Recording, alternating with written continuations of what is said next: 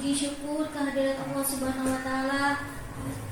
Salawat dan salam marilah kita panjatkan kepada junjungan kita yakni Nabi Muhammad sallallahu alaihi wasallam. Yang saya hormati Bapak Ibu Guru SD Negeri Cibeureum dan Bapak Cahya SPD selaku calon guru penggerak angkatan 11. Di sini saya sebagai MC akan menyusun acara pada siang ini. Acara yang pertama yaitu menyanyikan lagu Indonesia Raya. Acara kedua sambutan kepala sekolah. Acara yang ketiga yaitu acara inti diseminasi modul 1.4 budaya positif oleh Cahya SPD. Langsung saja kita ke acara yang pertama yaitu menyanyikan lagu Indonesia Raya. Para hadirin diharapkan berdiri.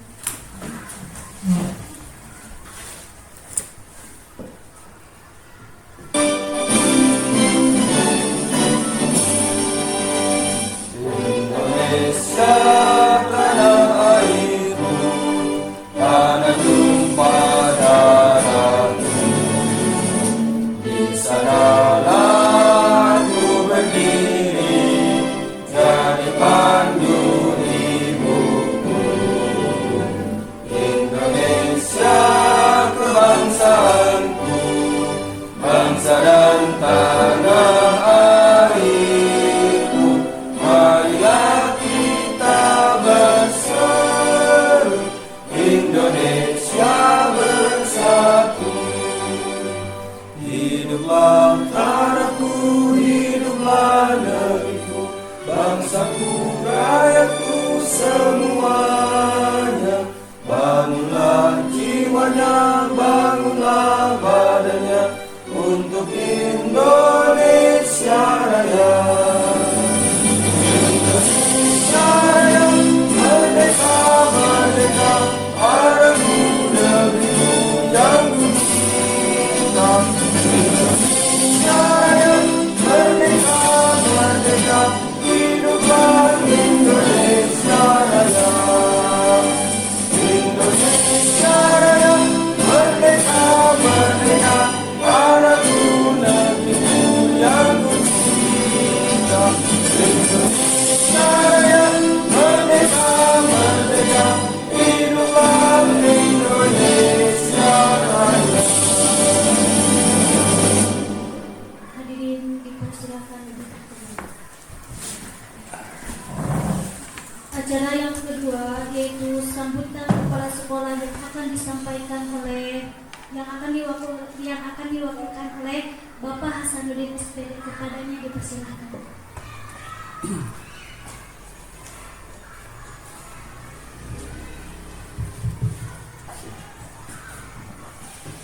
Assalamualaikum warahmatullahi wabarakatuh. Waalaikumsalam warahmatullahi Alhamdulillah, puji syukur seraya kita panjatkan kehadirat Allah Subhanahu wa taala. Pada siang hari ini kita bisa berkumpul dalam acara diseminasi program pendidikan guru penggerak angkatan 11 yang akan nanti disampaikan oleh calon guru penggerak angkatan 11 yaitu Bapak Cahya SPD. Salawat dan salam semoga senantiasa terlimpah curahkan kepada baginda Rasulullah Nabi Muhammad sallallahu alaihi wasallam. Baik Bapak dan Ibu yang saya hormati, di sini saya mewakili Bapak Kepala Sekolah untuk menyampaikan hal-hal yang memang menjadi tugas pokok dan fungsi sebagai kepala sekolah terkait dukungan terhadap program pendidikan guru penggerak. Mungkin saya ingin menyampaikan program diseminasi budaya positif di modul 1.4 ini memang merupakan suatu keharusan yang harus dilakukan oleh calon guru penggerak. Ini merupakan modul terakhir di modul 1 di program pendidikan guru penggerak. Nah, saya berharap ketika nanti Pak Cahya selaku narasumber yang akan menyampaikan materi yang berhubungan dengan modul 1.4 yaitu budaya positif, ini ada manfaat, ada dampak yang sangat signifikan untuk kita semua Bapak dan Ibu, terutama nanti dalam kegiatan pembelajaran dan penumbuhan budi pekerti terhadap anak didik di kelas kita masing-masing. Mungkin itu saya mewakili sebagai kepala sekolah, dukungan penuh terhadap Pak Cahya untuk melaksanakan kegiatan diseminasi budaya positif. Demikian, wabillahi taufiq wal hidayah. Assalamualaikum warahmatullahi wabarakatuh. Waalaikumsalam warahmatullahi wabarakatuh. Terima kasih kepada Bapak Hasanuddin yang telah memberikan sambutan. Acara yang ketiga yaitu acara inti yang akan disampaikan oleh Bapak Cahya SPT selaku calon guru penggerak angkatan 11. Kepadanya dipersilakan. Baik, terima kasih Ibu MC. Assalamualaikum warahmatullahi wabarakatuh. Selamat pagi menjelang siang Bapak Ibu guru semua. Mohon maaf sekali di sini pada kesempatan kali ini Bapak Ibu guru sudah meluangkan waktu ya untuk bersama mempelajari ya, untuk bersama mengikuti kegiatan dari aksi nyata diseminasi modul 1.4 tentang budaya positif.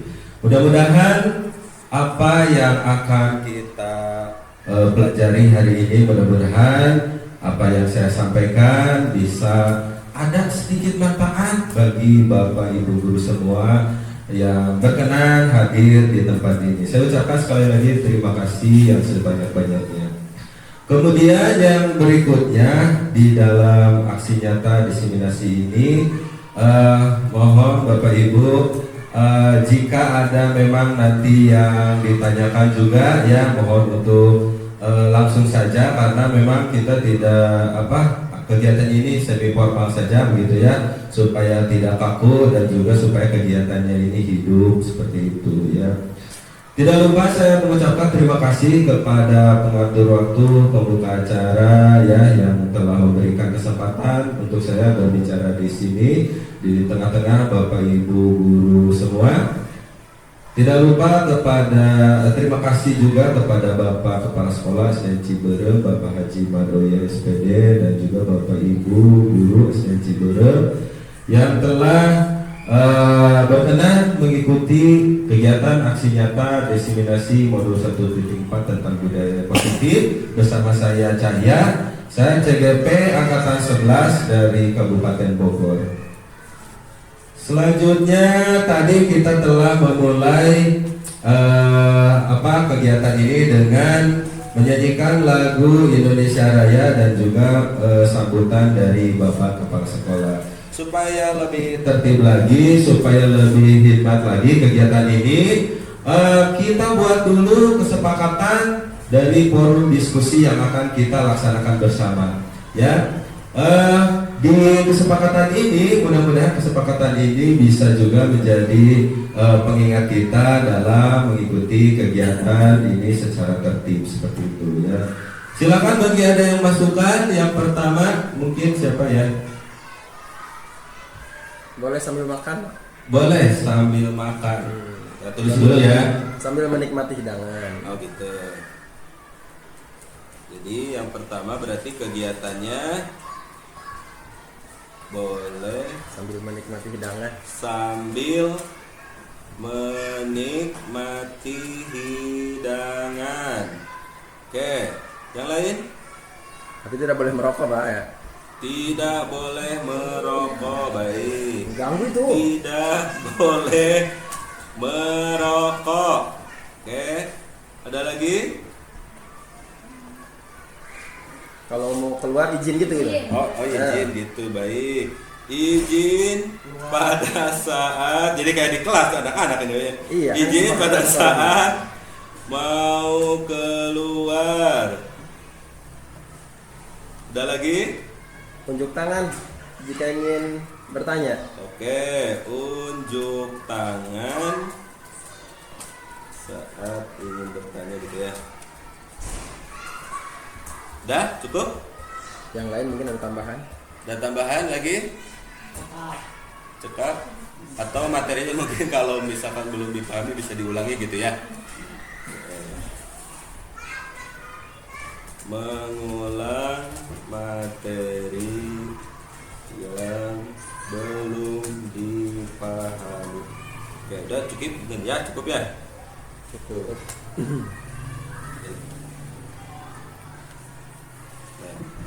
Baik, alhamdulillah hari ini untuk memulai kegiatan kita pada siang hari ini kesepakatan forum diseminasi telah kita sepakati bersama. Yang pertama boleh sambil menikmati hidangan, jadi boleh makan, boleh minum ya yang ada di depan. Seadanya, mohon maaf ini karena memang persiapannya juga saya itu kurang persiapan seperti itu ya, jadi mohon maaf untuk hidangan dan dari segi tempat dan lain sebagainya itu hanya seadanya ya Bapak Ibu.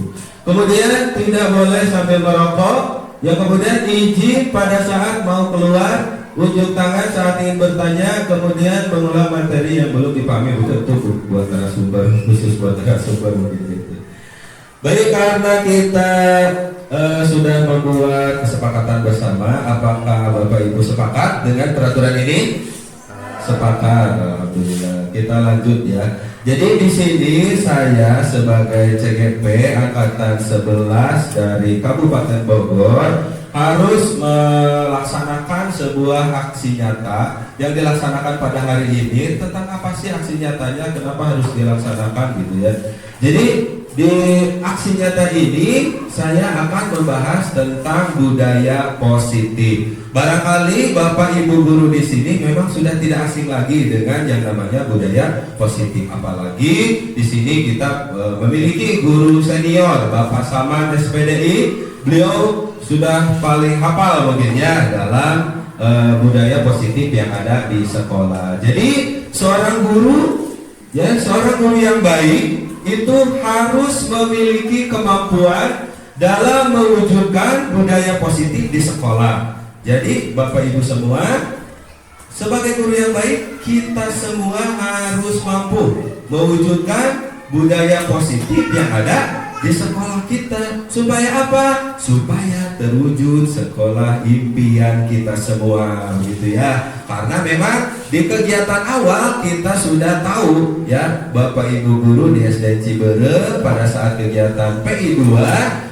saya sudah tahu bahwa Bapak Ibu guru ini memiliki sekolah impiannya masing-masing. Jadi ada yang memimpikan sekolahnya itu aman, tentram, nyaman, memang pembelajarannya berpihak pada murid dan lain sebagainya. Dan itu semua bisa diwujudkan dengan adanya budaya positif. Ya, baik. Nah, mana arti budaya positif yang seperti apa budaya positif itu? Yang pertama, di dalam budaya positif itu pembahasannya adalah disiplin positif. Jadi disiplin positif. Yang kedua, motivasi perilaku manusia. Yang ketiga, keyakinan sekolah atau keyakinan kelas. Kemudian kebutuhan dasar manusia, posisi kontrol, dan yang terakhir adalah segitiga restitusi. Ya, itu. Kemudian yang pertama kita akan membahas dulu disiplin positif. Barangkali Bapak Ibu di sini ada yang mau menyampaikan dulu pendapatnya tentang disiplin positif yang ada di sekolah kita? Atau disiplin positifnya itu sendiri? Ada? Bapak Saman mungkin? Disiplin positif? Ya, masuk kelas tepat waktu. Masuk kelas tepat waktu gitu ya. Terus? Membaca doa. Membaca doa dulu gitu ya. Oke. Baris dulu sebelum masuk. Jadi disiplin positif ini merupakan suatu cara penerapan disiplin yang mengajarkan anak itu bertanggung jawab dan menumbuhkan kesadaran diri berdasarkan nilai-nilai kebajikan.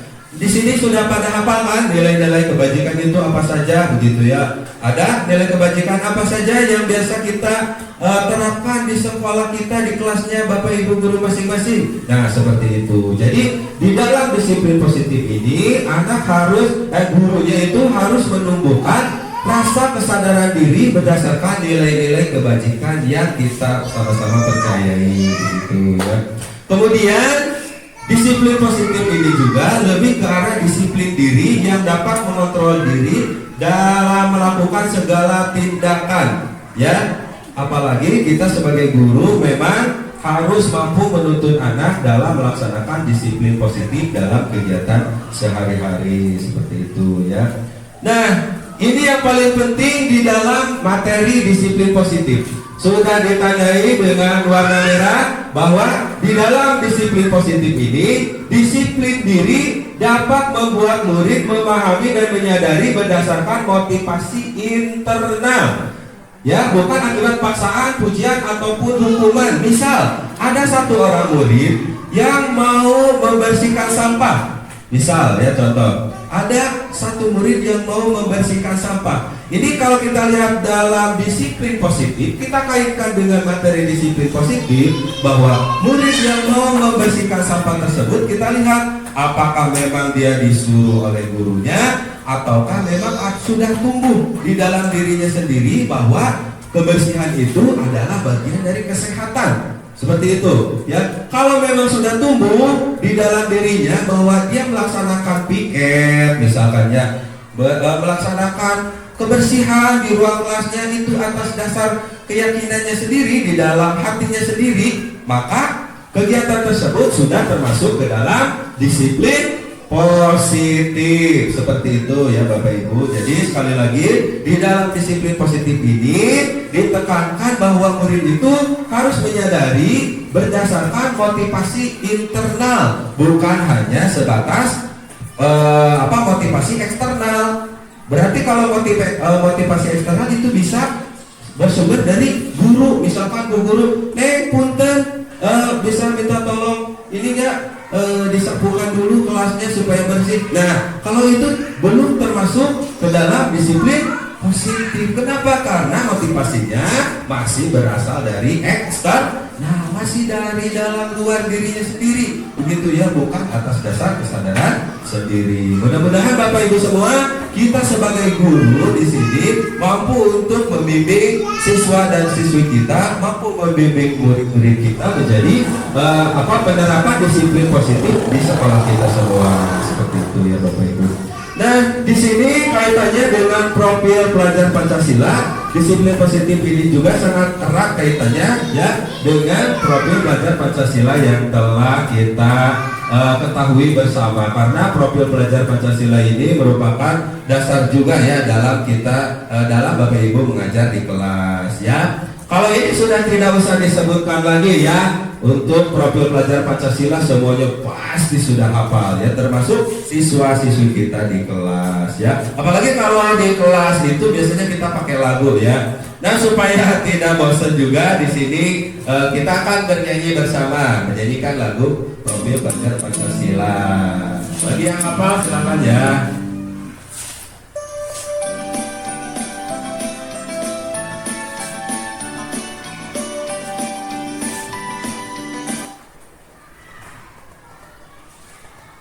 Masih sinyalnya masih goreng? Ya, ditalar itu. Oh, ditalar. Baik. Oke.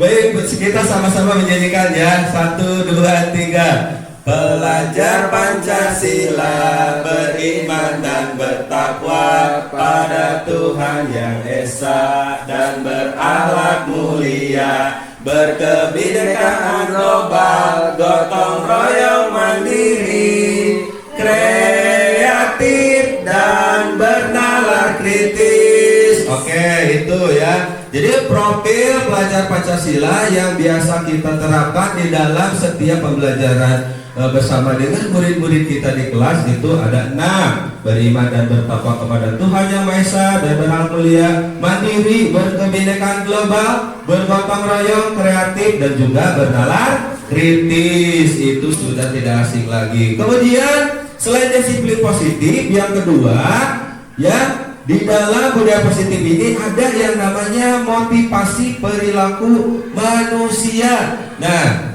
kenapa seorang guru harus mempelajari motif perilaku manusia? Apa nih hubungannya dengan pembelajaran gitu ya? Apa nih hubungannya dengan kegiatan kita sehari-hari di sekolah? Ya, jadi mudah-mudahan dengan adanya diseminasi, dengan adanya aksi nyata yang telah saya lakukan, ini menambah semangat Bapak Ibu guru dalam melaksanakan pembelajaran di kelas. Terutama di sini nomor 2, yaitu pemahaman tentang motivasi perilaku manusia.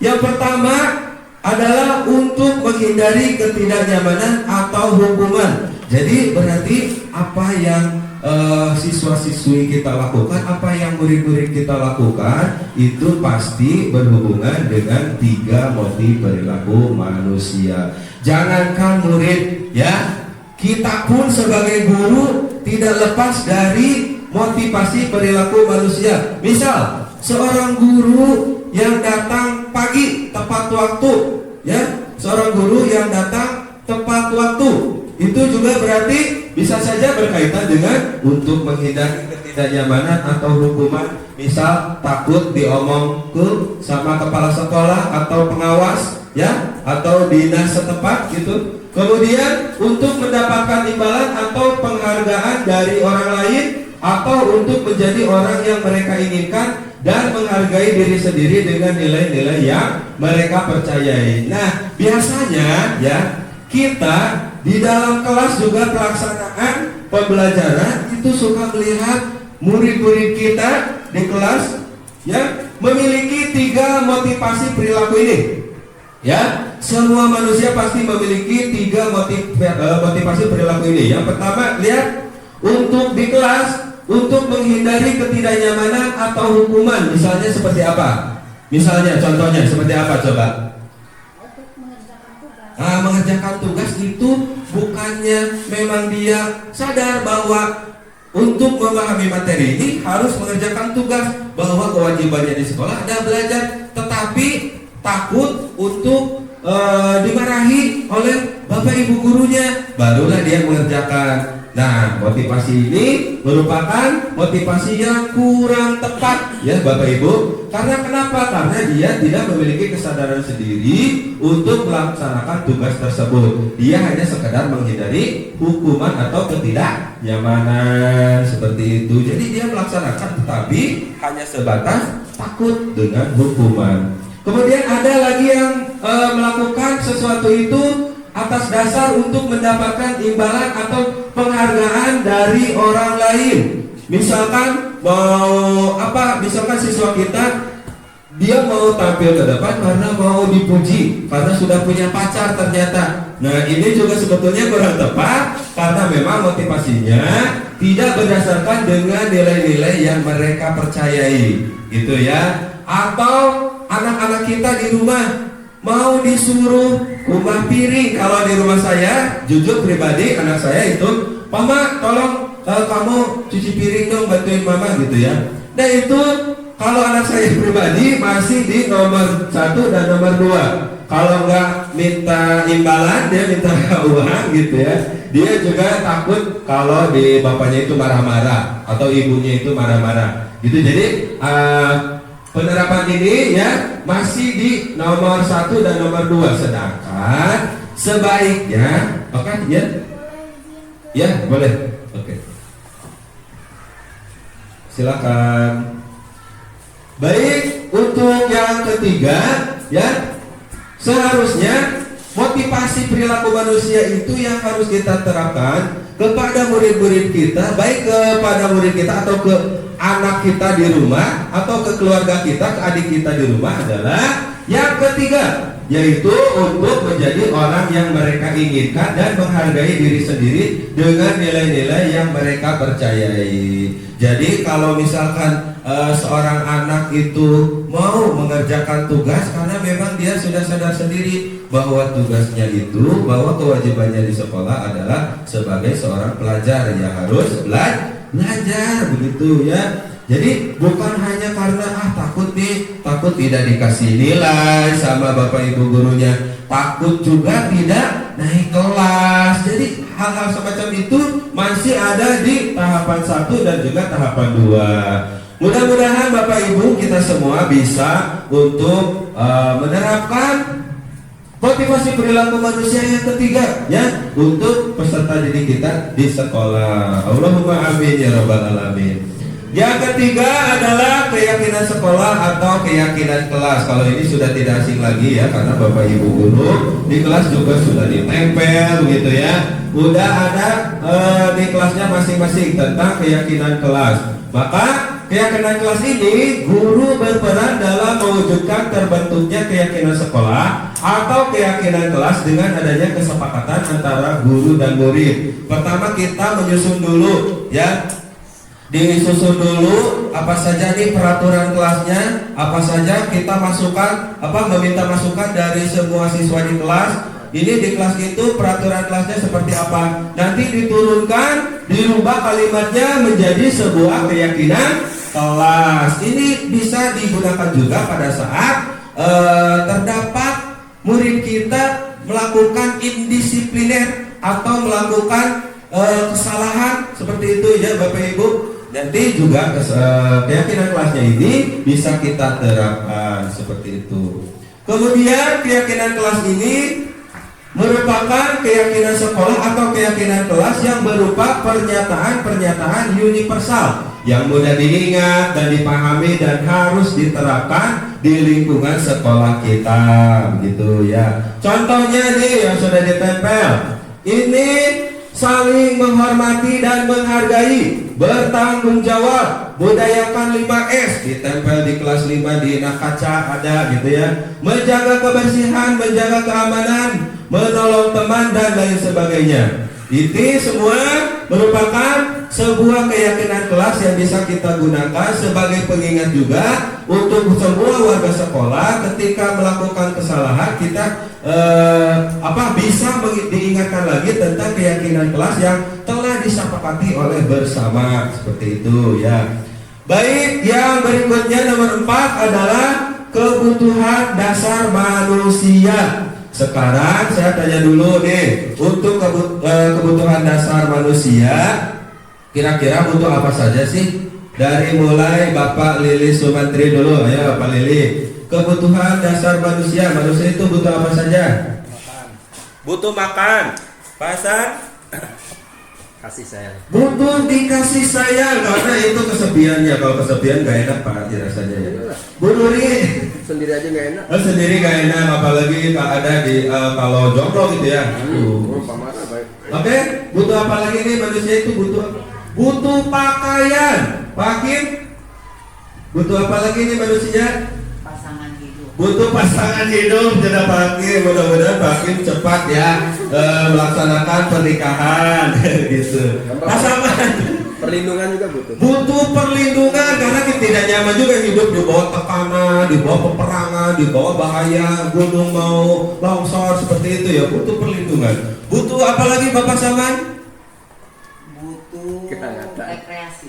Butuh rekreasi, healing karena kan jenuh juga. Kita bekerja mencari uang ya. Kemudian tapi kita tidak healing, jenuh gitu ya. Gitu. Butuh apa lagi manusia itu butuh apa saja sih? Pasangan hidup. Tempat tinggal. Butuh tempat tinggal. Benar dong? Butuh juga pengetahuan untuk mengupgrade diri seperti itu ya. Baik, kita perjelas lagi ya satu-satu dari yang sudah Bapak Ibu jawab begitu ya, yang Bapak Ibu sampaikan. Yang pertama saya ingin menyebutkan dulu sebuah pernyataan bahwa ketika seorang murid melakukan suatu perbuatan yang bertentangan dengan nilai-nilai kebajikan atau melanggar peraturan, hal itu sebenarnya dikarenakan mereka gagal memenuhi kebutuhan dasar mereka. Jadi sekali lagi saat murid kita itu melakukan kesalahan, sebetulnya dia sedang mereka itu sedang gagal dalam memenuhi kebutuhan dasar mereka seperti itu. Memang apa saja sih kebutuhan dasar manusia? Yang pertama, kebutuhan dasar manusia itu adalah bertahan hidup, termasuk tadi ya yang disampaikan oleh Bapak Ibu semua sudah ada di sini. Ternyata bertahan hidup itu berarti contohnya seperti apa? Makan. Kita itu makan untuk bertahan hidup, karena manusia itu kalau tidak makan berarti bisa saja nanti mati begitu ya. Kemudian kasih sayang dan rasa diterima. Kebutuhan nomor 2 juga ini tidak bisa diabaikan. Kita sebagai manusia harus mengupayakan itu ya. Jadi murid pun sama. Kalau Bapak Ibu gurunya saja di nomor 2 kasih sayang dan rasa diterima itu diperjuangkan, diupayakan bagaimana kita dicintai oleh suami dan istri kita, begitu ya. Bagaimana caranya kita diterima di lingkungan kita, di lingkungan kerja, dihargai, ya, dihargai itu kan diupayakan. Bagaimana nih sikap kita di sekolah supaya kita dihargai, supaya kita diterima. Jangan sampai kita dikucilkan di tempat kerja, misalkan gitu ya. Nah, sama murid-murid kita juga ketika melakukan kesalahan itu, ya, dia berarti sedang gagal untuk memenuhi kebutuhan dasarnya. Bisa jadi berkaitan dengan nomor 1, nomor 2, ataupun dan seterusnya. Begitu ya. Jadi murid juga butuh untuk merasakan dikasih sayang. Murid juga butuh diterima gitu ya oleh kelompoknya, oleh gurunya di kelas. Jadi penting sekali Bapak Ibu guru sebagai guru yang baik mengetahui, memahami dalam sedalam-dalamnya tentang kebutuhan dasar manusia. Kemudian yang ketiga adalah penguasaan sebagai manusia yang diciptakan Tuhan dengan begitu sempurnanya. Nomor 3, kita juga butuh penguasaan, butuh kekuasaan, ya. Yang keempat, butuh juga kebebasan. Apakah Bapak Ibu guru misalkan diwajibkan oleh Bapak Kepala Sekolah supaya Bapak Ibu guru tiap hari menginap di sini, ya, tiap hari menginap, hanya mengajar, kemudian ke kantor menginap di sini, besoknya ngajar lagi menginap, pastikan rasanya itu tidak enak, rasanya itu tidak nyaman. Artinya memang manusia itu butuh kebebasan. Misal, atau ini, oke. Atau Bapak Ibu guru di dalam kelas, ya. Kalau saya pribadi misal, saya sedang melaksanakan kegiatan aksi nyata misalkan di kantor, dilaksanakan di kantor, sedangkan nanti siswa saya di kelas itu saya kasih tugas. Nah, ketika gurunya tidak ada, anak-anak akan merasa bahwa wah, gurunya tidak ada. Kemudian juga dia merasa bosan. Kemudian ada anak yang keluar, ada anak yang kabur, ada anak yang tidak masuk gitu ya. Dia malah keluar, malah jajan, dan ada yang pulang juga. Nah, dengan memahami kebutuhan dasar manusia, kita akan lebih bijaksana lagi dalam menangani kasus-kasus demikian, begitu. Karena ini seorang anak itu ya membutuhkan juga kebebasan. Dia itu butuh bebas, rasa ingin bebas, tidak mau dikekang, ya, seperti itu. Kemudian juga ada yang terakhir adalah kesenangan. Bayangkan saja Bapak Ibu, kalau Bapak Ibu ini sedang mengikuti kegiatan webinar, kegiatan diseminasi seperti ini, itu rasanya narasumbernya itu menjenuhkan, tidak menyenangkan, cangkel-cangkel, pokoknya gitu ya. Bayangkan itu terjadi pada anak setiap hari di kelas, ya. Bayangkan itu terjadi pada anak setiap hari di kelas. Kalau kita memang tidak menyiapkan pembelajarannya dengan baik, kita tidak menyiapkan sesuatu yang membuat murid kita itu merasa senang, maka wajar kalau murid kita itu komplain, kalau siswa itu demo, ya. Dengan cara apa demonya? Dengan cara yang mereka bisa, ya, dengan cara kabur, dengan cara tidak sopan, dengan cara menangisi temannya yang lain, dengan cara apapun berkaitan dengan nanti motivasi perilaku manusia. Seperti itu, ya. Jadi Bapak Ibu sekali lagi, kebutuhan dasar manusia itu betul-betul memang harus dipahami oleh semua guru, ya. Untuk apa? Untuk lebih bijaksana lagi ketika murid sedang melakukan kesalahan. Contoh studi kasus. Nah, oke. Terima kasih Pak ya. Tadi kan boleh ya? Boleh, Betul. betul. Ya? Langsung Oke. Agak mungkin di scroll sedikit ke atas Pak ya. ke atas ini. Ya. Terkait 5 kebutuhan dasar manusia, ini tadi sudah disampaikan oleh Pak Cahya, sangat luar biasa contoh-contohnya ya. Ini kan kebutuhan dasar manusia, artinya ini difokuskan kepada peserta didik atau murid kita dalam kelas. Iya. Ketika tadi anak berperilaku seperti itu karena dia gagal memiliki 5 kebutuhan dasar ini. Betul. Tadi contoh yang mungkin tidak atau terlewat mungkin oleh Pak Cahya disampaikan. Ini contoh bentuk penguasaan itu. bentuk kebutuhan dasar atas penguasaan itu seperti apa sih gitu kita memberikan kepada anak gitu. Kalau kebebasan kan seperti tadi ya, kebebasan, kesenangan seperti apa, bertahan hidup seperti apa, kasih sayang, terus merasa dihargai, merasa mereka itu dirinya berharga. Kalau penguasa itu seperti apa mungkin? Itu saja Pak. Terima kasih. Terima kasih banyak Hasan. Nah misalkan gini ya, ketika seorang anak itu, dia itu, misalkan satu anak itu, dia membuat nangis anak yang lainnya, temannya misalkan ya, temannya dibuat nangis. Nanti dia itu apa nih motivasinya? Itu kan nanti bisa saja motivasinya mencari kesenangan gitu ya, atau juga mencari apakah dia memang masuk ke ranah yang nomor ini penguasaan nomor 3 misalkan. Jadi di dalam contohnya kalau misalkan motivasi anak tersebut melakukan kesalahannya itu melakukan indisipliner itu atas dasar bahwa dia itu merasa bahwa saya ini nih yang saya ini bisa mengatur teman saya misalkan ya, atau saya tidak mau diatur-atur oleh Bapak Ibu guru, saya juga harus mempunyai hak untuk mengajukan sebuah pertanyaan atau mengajukan sebuah ide dalam kegiatan pembelajaran di kelas. Nah, hal tersebut menjadi contoh dalam kebutuhan dasar manusia poin 3, yaitu penguasaan, seperti itu ya.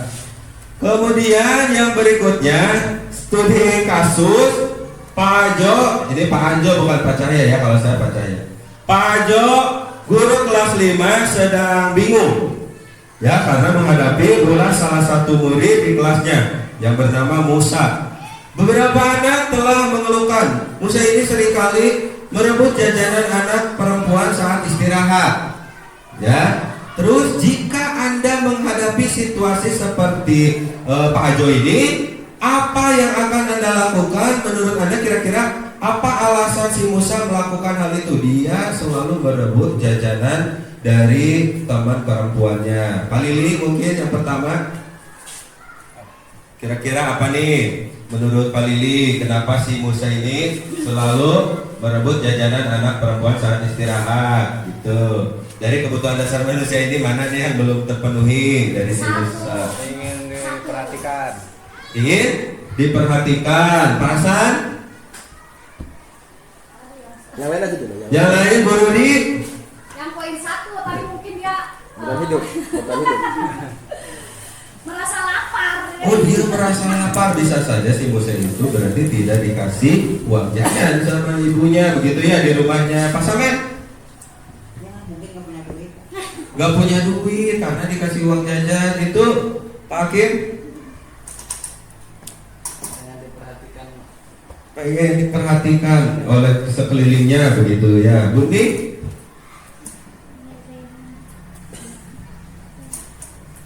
Ya, Bu Dodo mungkin Iseng aja mungkin. iseng aja dia itu mencari kesenangan. Barangkali dari 5 kebutuhan dasarnya dia mencari kesenangan. Bisa saja ya Bapak Ibu, kita jangan ujung-ujung menjudge bahwa anak ini kamu itu anak nakal dan lain sebagainya. Kita pahami dulu 5 kebutuhan dasarnya, apakah memang 5 kebutuhan dasarnya itu tidak terpenuhi, begitu Bapak Ibu. Yang pertama, alasan Musa yang ke-1 ini bisa saja seperti ini.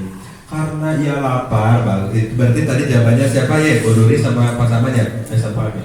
Karena ia lapar dan orang tuanya tidak memberikan uang jajan, maka kebutuhan dasar yang sedang berusaha dipenuhi oleh Musa adalah kebutuhan untuk bertahan hidup atau survival, begitu ya. Atau alasan kedua, karena dia itu merasa senang ya temannya jadi memperhatikan dia. Asalnya temannya itu cuek, nanti kalau dia itu merebut jajanan temannya yang perempuan, teman perempuannya itu jadi marah-marah, misalkan ih si Musa gitu wae orang teh. Nah misalkan seperti itu, jadi dia itu merasa senang untuk diperhatikan. Oh berarti kalau dia itu merasa senang untuk diperhatikan, maka pasti berhubungan dengan kasih sayang dan rasa diterima. Barangkali mungkin di rumahnya itu dia mengalami kurang kasih sayang dari orang tua, maka kita sebagai guru sudah selayaknya memberikan kasih sayang tersebut kepada si Musa, bukan malah menyalahkannya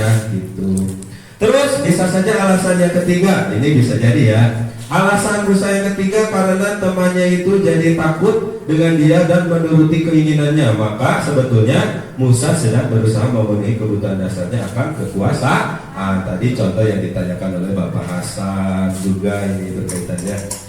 Yang keempat, alasan Musa yang keempat karena dia merasa bosan ya dengan jajanan makanan yang dibelinya. Oleh karena itu dia ingin mencoba makanan teman-temannya yang beraneka ragam. Maka Musa sedang berusaha memenuhi kebutuhannya akan kebebasan, bebas memilih makanan begitu ya.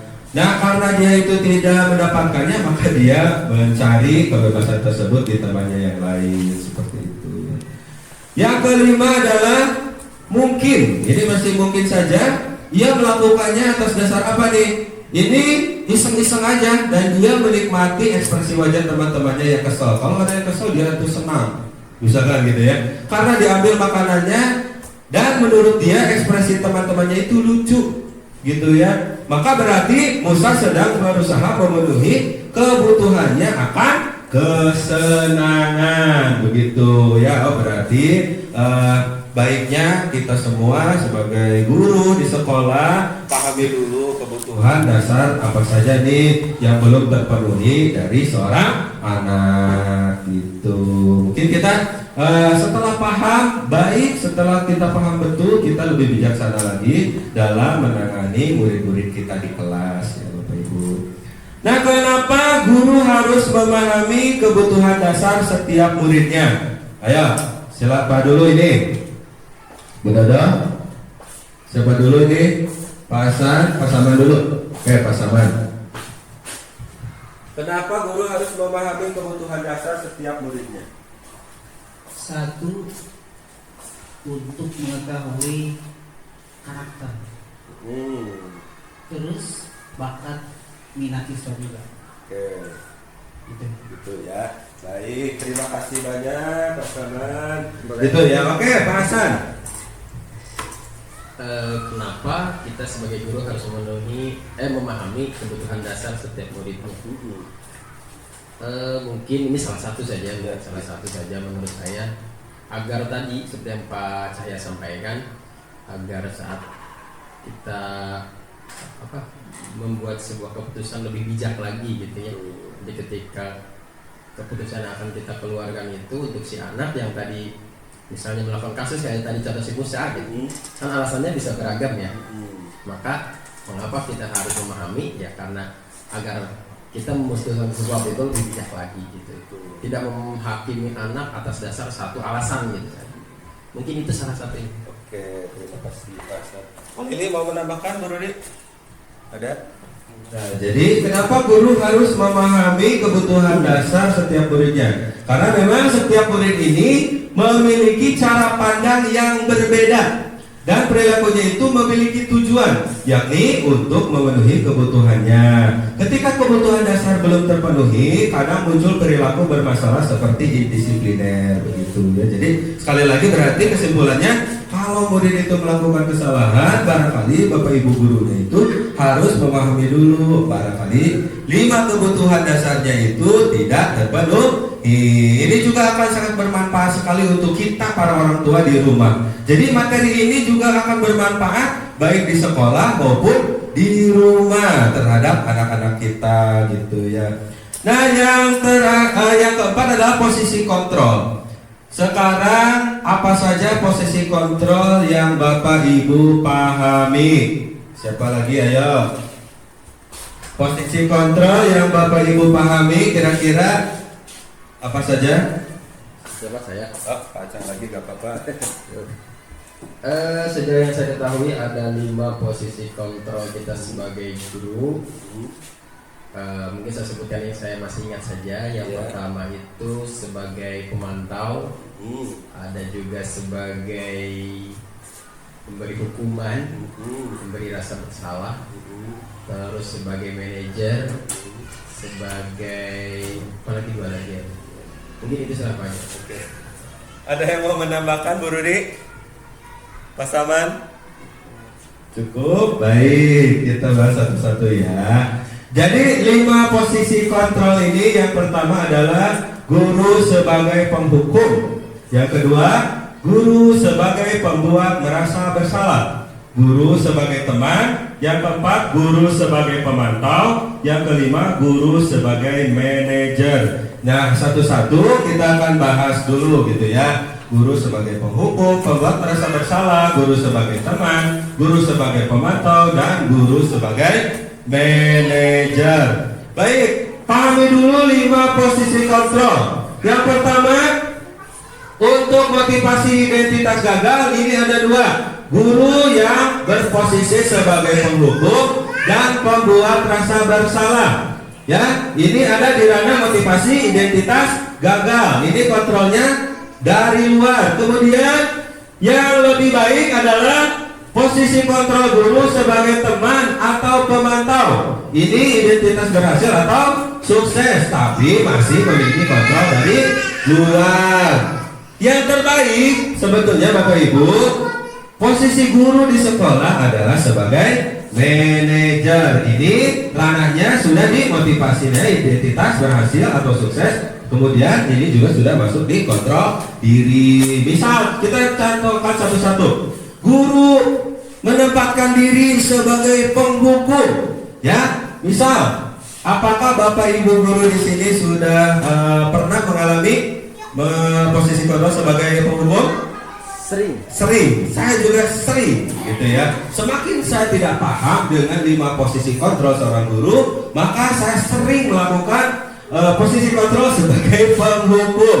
Jujur saja, penghukum pernah, pembuat rasa bersalah pernah, teman sering, pemantau sering, kalau manajer jarang-jarang. Baru dilaksanakan setelah mengikuti kegiatan guru penggerak, baru saya diterapkan gitu ya. Contoh yang pertama, sebagai seorang guru yang berperan sebagai posisi kontrol penghukum, ya, itu berbuatnya itu bisa menghardik, bisa menunjuk-nunjuk, menyakiti, menyindir, biasanya juga melotot gitu ya, melotot gitu ya ke murid, atau kata-katanya, kalau awas ya, kalau kamu tidak nurut dengan bapak, maka kamu tidak akan bapak kasih nilai. Atau ditakut-takutin, awas ya kalau kamu sekolahnya kedulai, maka bapak akan melaporkan kamu terhadap kepada kepala sekolah supaya kamu dikeluarkan. Nah, guru ini berarti dia dia berperan sebagai posisi kontrol sebagai penghukum gitu ya. Kemudian hasilnya itu nanti murid akan memberontak, murid akan menyalahkan orang lain, murid akan berbohong. Kenapa dia akan berani berbohong? Karena dia takut. Ya, misal muridnya melakukan kesalahan, gurunya itu marah-marah terhadap muridnya, maka ketika dia melakukan kesalahan lagi, dia akan berbohong atau menyalahkan temannya yang lain. Supaya apa? Supaya terhindar dari hukuman. Ya, supaya terhindar dari hukuman. Kemudian murid meletakkan guru di luar dunia berkualitasnya, kemudian biarkan saja, muridnya akan berkata biarkan saja, nanti juga marah-marah lagi, ya. Jadi ketika guru marah-marah, nanti juga muridnya biarin aja, nanti juga marah-marah lagi, udah nggak aneh jadinya ya buat murid. Ini yang paling bahaya, ya. Nanti di akhir murid akan berdampak pada muridnya akan mengulangi kesalahannya kembali gitu ya. Jadi ketika kita berperan sebagai posisi kontrol guru sebagai penghukum, maka percuma saja marah-marah, olok energi gitu ya, mengeluarkan kata-kata kasar ya, secara verbal ya, secara fisik. Tetapi apa dampaknya? Tetap saja dampaknya bagi murid akan mengulangi kesalahan gitu ya. Nah, kalau pembuat rasa bersalah ini biasanya gurunya sok-sokan gitu ya, dia berceramah gitu. Kemudian dia kalau menjelaskan ke anak yang bersalah itu dia, seharusnya kamu itu, kata-katanya seperti itu yang digunakan. Atau kalau ibu-ibu gitu ya, ibu kecewa loh sama kamu, kenapa kamu melakukan itu gitu. Bahasa-bahasa seperti itu adalah tipe guru atau posisi kontrol guru sebagai pembuat rasa bersalah. Nah, kata-katanya apa? Nah, kamu itu seharusnya itu tidak melakukan hal tersebut. Kenapa kamu masih melakukannya? Misal gitu ya. Terus ibu ini sudah stres ngurusin anak ibu ini sudah stres ngurusin anak yang belum bisa baca, ibu ini stres menangani anak yang tidak mau sekolah. Sekarang kamu malah menambah lagi masalah bapak ibu, ya, malah menambah lagi masalahnya, ya. Jadi guru seperti itu ketika keluar kata-kata seperti itu berarti guru tersebut sedang berada di dalam posisi kontrol sebagai guru pembuat rasa bersalah, gitu ya. Kemudian nanti hasilnya akan siswa akan menyembunyikan sesuatu, menyangkal, dia akan berbohong juga karena takut menyakiti gurunya lagi, gitu ya. Kemudian yang paling parah, yang dampaknya pada murid yang paling parah adalah merasa rendah diri, kehilangan motivasi. Maka subhanallah ya, kita sebagai guru tidak mau membuat anak seseorang menjadi tidak memiliki rasa percaya diri, memiliki kehilangan motivasi dalam hidupnya. Subhanallah, kita zolim sekali begitu ya Bapak Ibu kalau sampai harus melakukan seperti itu. Murid jadi malas presentasi di depan, tidak percaya diri karena memang di motivasinya itu dia itu sudah kehilangan motivasi karena terlalu banyak dibuatkan rasa bersalah oleh gurunya tersebut. Ya, mudah-mudahan kita terhindar dari posisi kontrol sebagai guru penghukum dan posisi kontrol guru pembuat rasa bersalah, gitu ya. Biasanya murid itu jawab kalau gurunya berada di posisi kontrol pembuat rasa bersalah. Biasanya murid itu cuma maafkan saya bu, saya minta maaf segala dan sebagainya, gitu ya. Yang ketiga adalah guru sebagai teman. Dia biasanya akan membuat alasan-alasan untuk muridnya. Dia itu biasanya gini, kalau lagi melakukan kesalahan, tidak mengerjakan PR, nanti gurunya ngomong, timang PR atulah, tenang ke bapak dipunten. Nah, guru ini berarti sedang berada di posisi kontrol sebagai teman. Atau gurunya ngomong gini, ayolah kamu yang rajin dong, kamu masuk sekolah, masa udah 2 minggu ya? Masa 2 minggu sudah tidak masuk sekolah? Tolonglah ibu nanti dimarahin bapak kepala sekolah kalau kamu terus-terusan tidak masuk sekolah. Ya, misal berarti guru tersebut sedang berada di posisi kontrol sebagai seorang teman, gitu. Masa embung gitu, oke, gitu ya, dan lain sebagainya. Atau murid meletakkan guru sebagai orang yang sangat penting di dunia berkualitas. Saya pikir bapak ibu teman atau saya pikir bahwa ibu itu sahabat saya. Oh ternyata begitu. Nanti dampaknya akan seperti itu ya, muridnya berkata. Kemudian dampaknya bagi murid adalah murid akan lemah, murid akan tidak mandiri, murid akan tergantung pada guru tersebut. Contoh di kelas 5. Di kelas 5, misalkan posisi kontrol saya di kelas adalah sebagai seorang teman bagi anak-anak murid saya. Ketika saya tidak hadir, Pak Hakim menggantikan saya di kelas 5, maka otomatis siswa tersebut tidak bisa menerima guru yang lain, masukan dari guru yang lain, atau perintah-perintah dari guru yang lain. Dia hanya mau mendengarkan gurunya saja, karena menganggap bahwa gurunya itu sebagai temannya. Jadi di sini posisi kontrol guru seperti itu akan melemahkan siswa.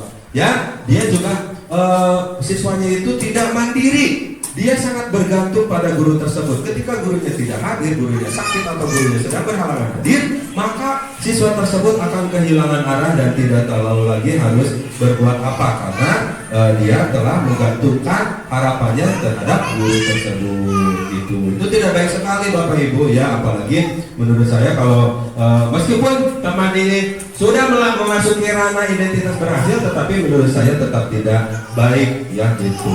Tapi masih penting daripada tadi penghukum atau pembuat rasa bersalah. Ini dampak dari jangka panjangnya bagi anak itu akan sampai dewasa, Bapak Ibu. Ya, jadi yang mana ini identitas gagal ini akan terasa sampai mereka dewasa, akan terasa sampai mereka bekerja dan berumah tangga. Itu kan berefek. Jangan sampai efek negatif tersebut dihasilkan oleh kita sebagai gurunya. Yang keempat adalah pemantau. Kalau pemantau ini masih teman dekat ya sama teman ini. Menghitung, ya, mengukur, kemudian apa peraturannya. Bapak tanya, apa di peraturan di sekolah ini? Kenapa kamu masih melanggar juga? Kemudian menyelesaikan diri bila diawasi.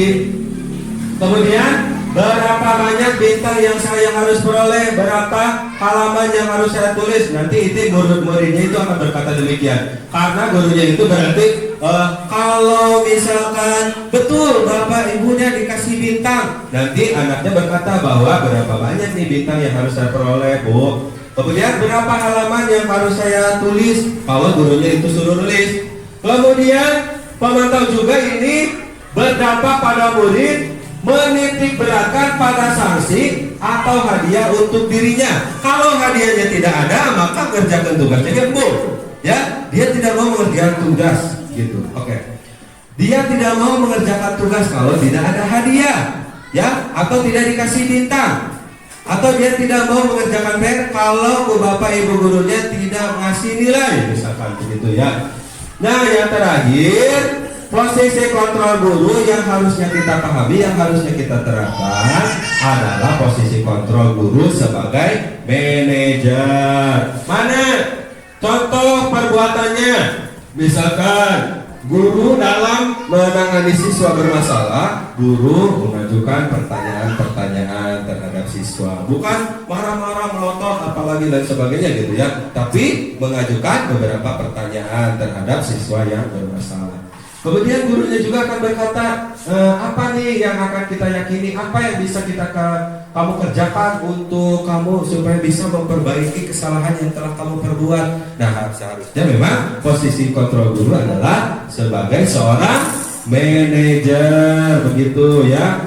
Kemudian berkaitan dengan murid, bahwa posisi guru sebagai manajer ini nanti muridnya berkata bagaimana caranya saya supaya bisa memperbaiki kesalahan yang telah saya perbuat. Atau nanti dampak pada murid yang paling hebat adalah mengevaluasi diri. Jadi murid ini bisa mengira-ngira gitu ya, apa nih yang harus saya perbaiki di dalam diri saya. Kemudian bagaimana cara memperbaiki diri saya supaya lebih baik dan sesuai dengan harapan orang tua, harapan guru. Kemudian juga mudah-mudahan kita semua di sini sebagai bapak ibu guru yang ada di SD Ciberem ini mampu menerapkan posisi kontrol yang kelima, yaitu sebagai seorang manajer gitu ya. Kemudian di antara kelima posisi kontrol tersebut, sebaiknya tadi udah ya, guru itu memposisikan dirinya sebagai seorang manajer. Oke, sekarang saya ingin mendengar tanggapan dari Bapak Ibu semua. Kenapa di dalam posisi kontrol seorang guru harus menggunakan posisi sebagai manajer? Ya, siapa? Pak Lili? Ya.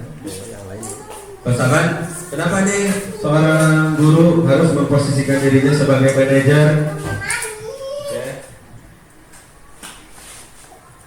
Kembali lagi kepada itu, kita sebagai pendidik mempunyai tugas pertama sebagai pengajar, yang kedua sebagai pendidik, yang ketiga sebagai penilai, yang keempat sebagai pembimbing. Itu lebih mengarah kepada posisi kita menangani kasus sebagai manajer. Jadi kembali lagi kepada posisi guru. Pertama pengajar, yang kedua pendidik. Pengajar mengajarkan dari yang bisa, yang belum bisa menjadi bisa. Pendidik meluruskan sikap anak yang negatif menjadi positif.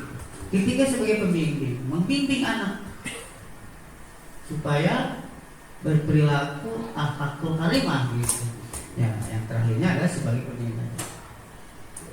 Jadi yang baik, yang buruk ya, kita nilai, dan harapannya kan menjadi baik semua. Terima kasih. Terima kasih Bapak atas masukannya. Siapa lagi ini yang mau menambahkan kenapa dalam posisi kontrol seorang guru harus menggunakan posisi sebagai manajer? Pak Hasan mau? Oke, ini. Oke, terima kasih Pak ya. Kenapa dalam posisi kontrol yang 5 tadi ya? Tadi disampaikan oleh Pak Cahya, posisi kontrol sebagai manajer itu lebih tepat tidak sebagai guru. Kalau kita lihat dari struktur kata manajer adalah orang yang mampu memanage gitu dalam kegiatan nanti pun di dalam kelas bersama murid-murid kita, kita menempatkan segala sesuatu itu bagaimana sih seorang manajer tidak menghakimi, tidak membuat mereka merasa bersalah, juga tidak memposisikan diri sebagai teman yang nanti ujung-ujungnya wibawa kita yang agak sedikit menurun mungkin, lalu juga pemantau hanya memberikan hadiah-hadiah saja untuk motivasi eksternal yang nanti akan sulit menumbuhkan motivasi internal dalam diri mereka. Dan kenapa harus jadi manajer? Ya tadi kita mampu memanage, bagaimana menggali hal-hal yang perlu ditumbuhkan dari diri murid, gitu. Seperti kita membuat pertanyaan-pertanyaan berbobot sehingga nanti mereka mengetahui apa yang harus mereka lakukan, begitu.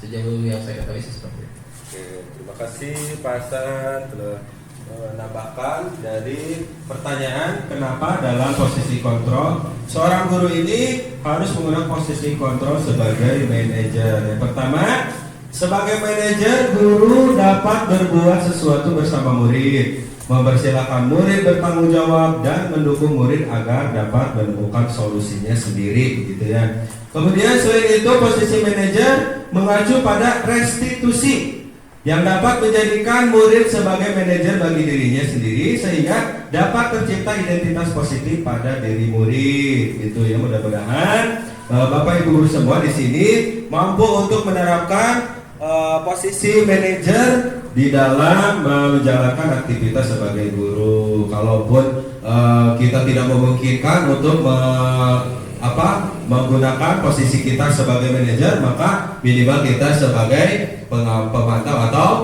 teman, begitu ya. Karena lebih dampak jangka panjangnya kalau sebagai penghukum dan pembuat rasa bersalah itu akan kasihan sekali ya peserta didik kita nanti sampai dewasa nanti traumanya, gitu ya. Nah sekarang untuk sekedar merefresh otak kita, maka ada satu kuis. Internetnya sudah bisa belum? Internet sudah bisa nggak kirim pesan? Bisa, ayo. Silakan join di aplikasi Quizzes ini. Saya lanjutkan dulu untuk materi yang terakhir. Di sini materi terakhir adalah segitiga restitusi. Nah, berkaitan dengan 5 posisi kontrol kita pada pembahasan yang tadi telah saya sampaikan, maka posisi manajer ini biasanya menyelesaikan masalah dengan menggunakan segitiga restitusi, ya Bapak Ibu. Nah, apa sih segitiga restitusi itu? Apa sih tahapannya? Bagaimana saya melakukannya? Bagaimana saya seorang guru harus berperan sebagai posisi kontrol sebagai seorang manajer? Saya belum tahu nih cara menempatkan diri saya sebagai manajer. Ini bisa kita laksanakan dengan menggunakan tahapan segitiga restitusi. Jadi di dalam tahapan segitiga restitusi ini ada 3 tahapan. Yang pertama, menstabilkan identitas. Yang kedua, validasi tindakan yang salah. Dan yang ketiga adalah menanyakan keyakinan. Contoh, sekarang contoh. Kita buat contoh di kelas berapa? Ayo. Kita buat contoh di kelas berapa untuk penerapan tahapan segitiga restitusi ini supaya bisa dipahami. Kelas 5 aja Pak. Kelas 5? Mau di kelas 5? Kelas 1 aja lah. Kelas 1. Mau di kelas 1? Oke. Di kelas 1 kasusnya apa Bu Lili? Di kelas 1 ada kasus apa ini? Itu kan di kelas 1 ada kesepakatan kalau pas lagi belajar nggak boleh memainkan mainan gitu. Oh, jadi di kelas 1 itu ada kesepakatan kelas bahwa di saat belajar tidak boleh memainkan mainan. Oke, terus ada yang melanggar? Ada yang melanggar. Nah, sekarang kita praktekkan langsung. Posisi Bu Ruri sebagai guru kelas 1 memposisikan dirinya itu sebagai manajer. Ya, dia yang pertama tahapannya adalah menstabilkan identitas. Bagaimana ini pertanyaan pertama untuk menstabilkan identitas? Contoh pertanyaannya seperti apa?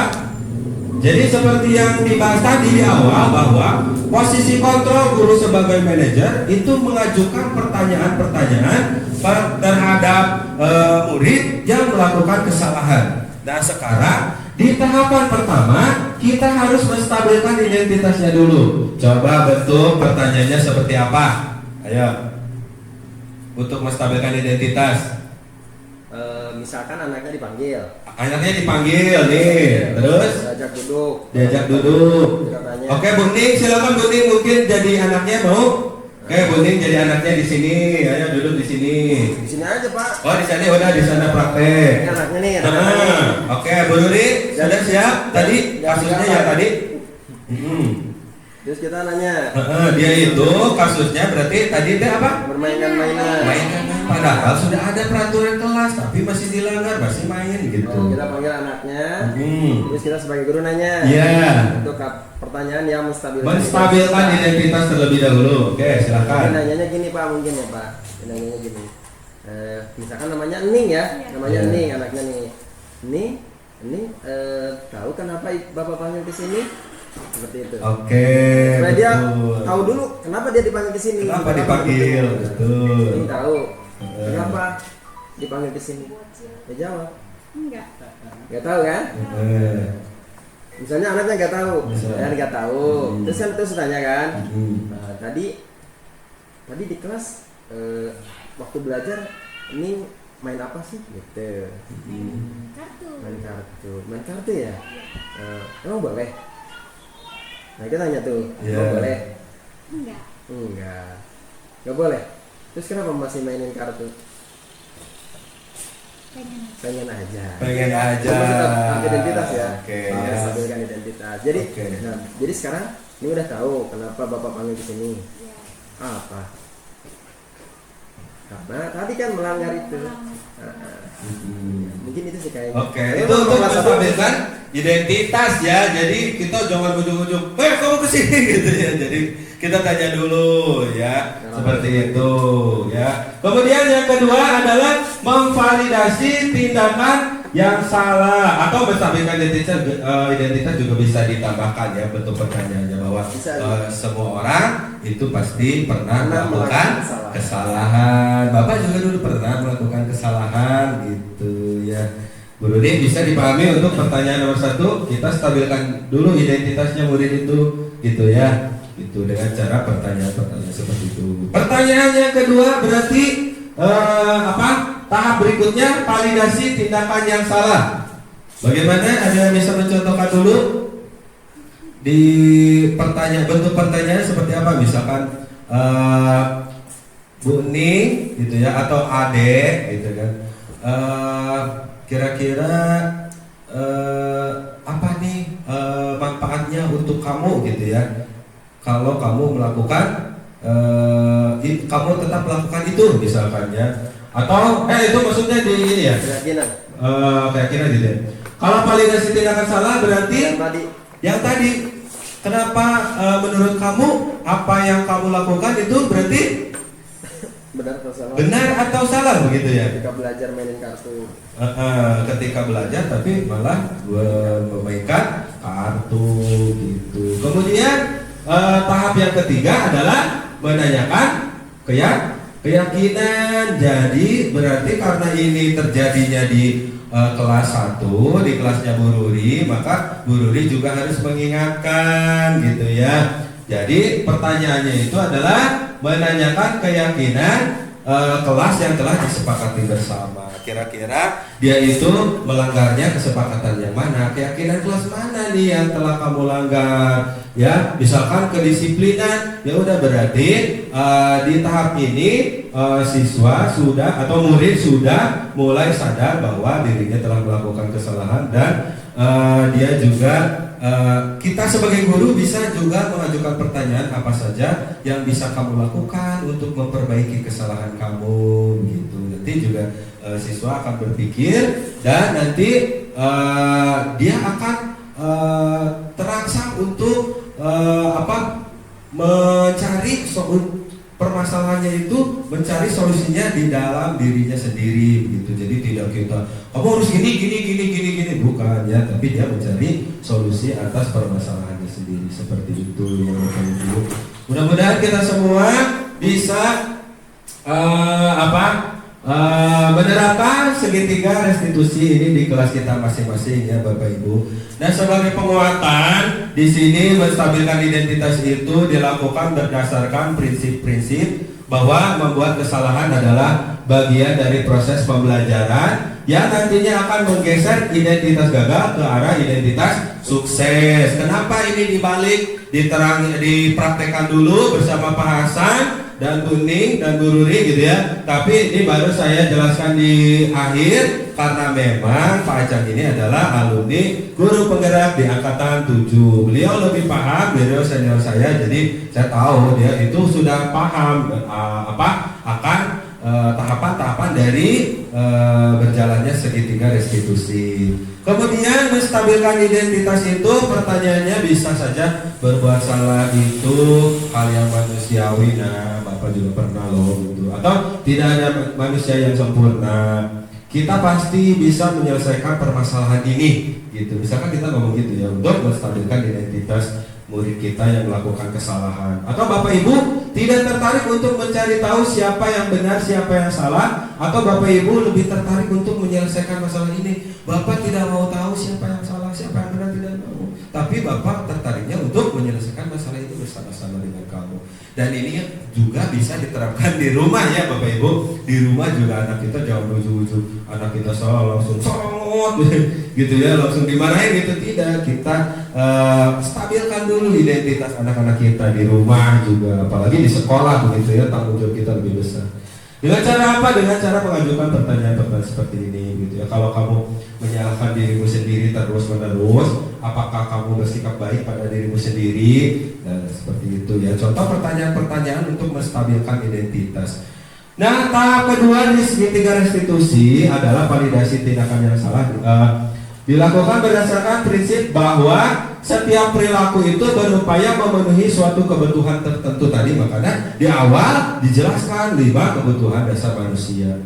Sehingga guru atau orang tua akan bergeser dari pemikiran stimulus respon menjadi proaktif, serta akan lebih mengenali dan mengakui kebutuhan murid atau anak kita di rumah begitu. Oh, dia itu melakukan kesalahan karena memang ada beberapa kebutuhannya yang belum bisa terpenuhi begitu ya. Makanya kita jadi guru, kita jadi orang tua akan lebih bijaksana lagi dalam menyelesaikan masalah anak-anak kita seperti itu. Nah, contoh pertanyaannya dari validasi tindakan yang salah di tahap nomor 2 segitiga restitusi. Kamu pasti punya alasan mengapa kamu melakukan kesalahan tersebut.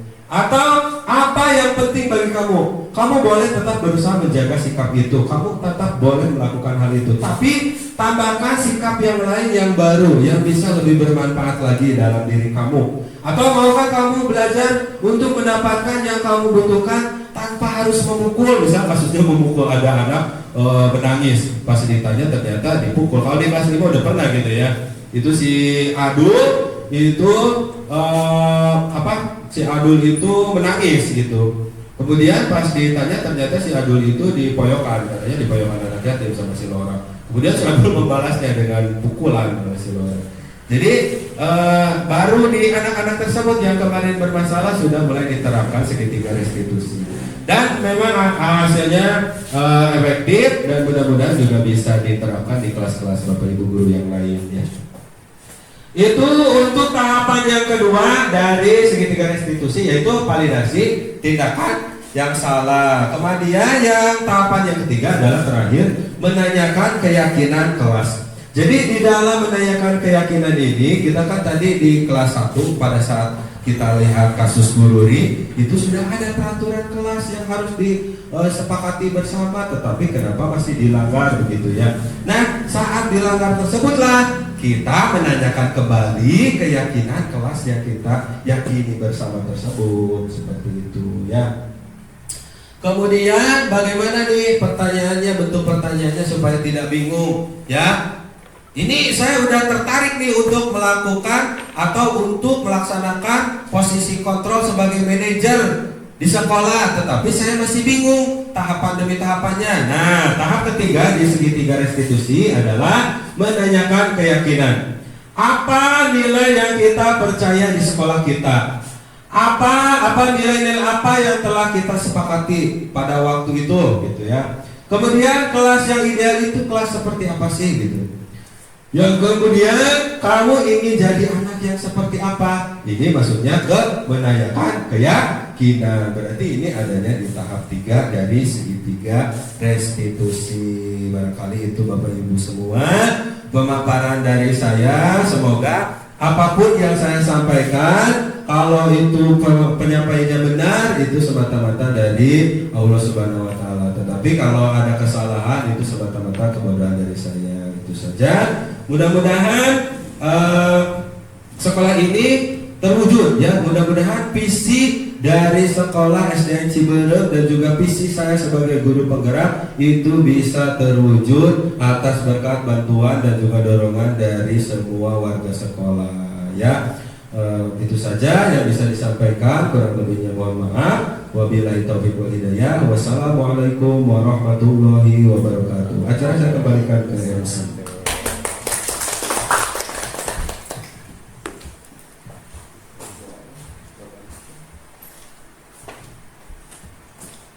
Terima kasih kepada Pak Muhammad Cahya selaku calon guru penggerak angkatan 11 yang telah menyampaikan paparannya.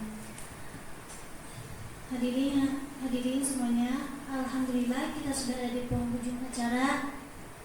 Saya selaku MC mohon maaf jika ada perkataan yang salah dan kurang berkenan.